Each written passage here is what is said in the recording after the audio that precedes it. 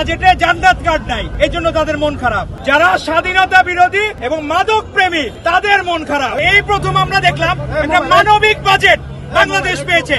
এর আগে কখনোই এরকম মানবিক বাজেট বাংলাদেশ পায় নাই। এই প্রথমবারের মতো আমরা দেখলাম একবারে শুরু থেকে 65 ব্যক্তি থেকে শুরু করে একদম প্রতিবন্ধী শিশু পর্যন্ত কোন খাত আমাদের মাননীয় প্রধানমন্ত্রী জনাব তারেক রহমান বাদ দেন নাই। উনি প্রত্যেকটা খাতে 65 ব্যক্তি রেল যাত্রা ফ্রি করতে পারবে। আপনার প্রত্যেকটা জায়গায় বয়োজ্যেষ্ঠ নারী সদস্য 41 লাখ পরিবার ফ্যামিলি কার্ড পাবে, 42,50,000 ফ্যামিলি ফার্মার্স কার্ড পাবে। তারপরে আপনার ইমাম মুয়াজ্জিনরা 2,55,666 জন ইমাম মুয়াজ্জিন তারা ভাতা পাবেন। অতীতে কখনো এরকম হয় নাই, কিন্তু আমাদের কিছু বন্ধুরা তারা দেখছে বাজেটে জান্নাত কার্ড নাই, এই জন্য তাদের মন খারাপ। তারা ফ্যামিলি কার্ড ফার্মার্স কার্ড দেখলে তাদের মন ভালো হয় না, হেলথ কার্ড দেখলে মন ভালো হয় না, অন্য প্রবাসী কার্ড দেখলে মন ভালো হয় না, তাদের মন ভালো হয় জান্নাত কার্ড দেখলে। তো জান্নাত কার্ড তো আর এখানে দিতে পারা সম্ভব না। আর কেউ কোনো মুসলিমকে বলতে পারবে না কনফার্ম কেউ জান্নাতি হবে, এটা কোনোদিন সম্ভব না। আপনারা সেই জায়গায় অনেকের মন ভালো। আজকে বাংলাদেশের বিধবা নারী যারা তাদের ভাতা বৃদ্ধি পাইছে তাদের মন ভালো।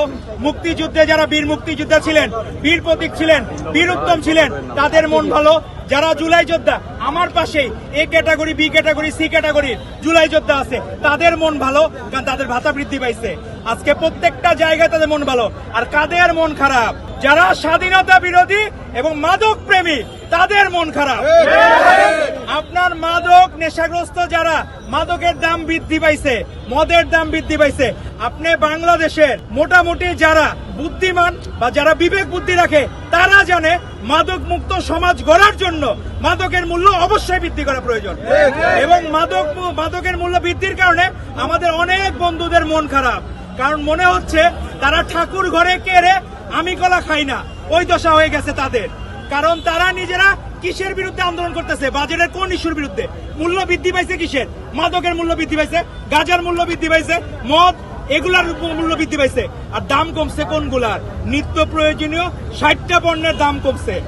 এটা নিয়ে তো তারা বললো না, অ্যাপ্রিসিয়েট করলো না। তারা তো বললো না ইমাম মুয়াজ্জিনদের ভাতার জন্য এই খাত খোঁজে। কোন খাতে? বাজেটের আপনার দেখতে হবে কোন খাতে কত বরাদ্দ আছে। এর আগে কোন সময় এরকম অ্যাম্বুলেন্স সার্ভিস 24/7 অ্যাম্বুলেন্স সার্ভিস রাষ্ট্র আপনাকে দেবে। আপনার 1 লাখ নতুন স্বাস্থ্যকর্মী নিয়োগ দেওয়া হবে, 5,000 MBBS ডাক্তার নিয়োগ দেওয়া হবে। এগুলো কোথা থেকে আসবে? বাজেট তো রাষ্ট্রকে দিতে হবে। এখন মূল ইস্যু যারা আপনার সবকিছুতেই যারা খারাপ বলে, জামায়াতের আমি দেখলাম তার ভেরিফাইড এক্স অ্যাকাউন্ট নাকি হ্যাক হয়েছিল, তখন নারীদের, কর্মজীবী নারীদের উনি বেশ্যা বলছেন। এখন আবার দেখলাম একজন ধর্ষকের সে মুক্তি দাবি করতেছে। মানুষ এরকম রাজনীতি দেখতে চায় না। আগে ছিল গুপ্ত শিবির, এখন দেখলাম তারা ধর্ষকের ভূমিকায় অবতীর্ণ হয়েছে। তো এরকম আমরা গুপ্ত শিবির যে রাজনীতি, তারা ধর্ষক, স্বীকৃত ধর্ষক, তারা বলতেছে রাষ্ট্র নাকি সরাসরি একজন ব্যক্তিকে গুম করেছিল, পরে জানা গেল সেই ব্যক্তি ধর্ষণের মামলা আসামি।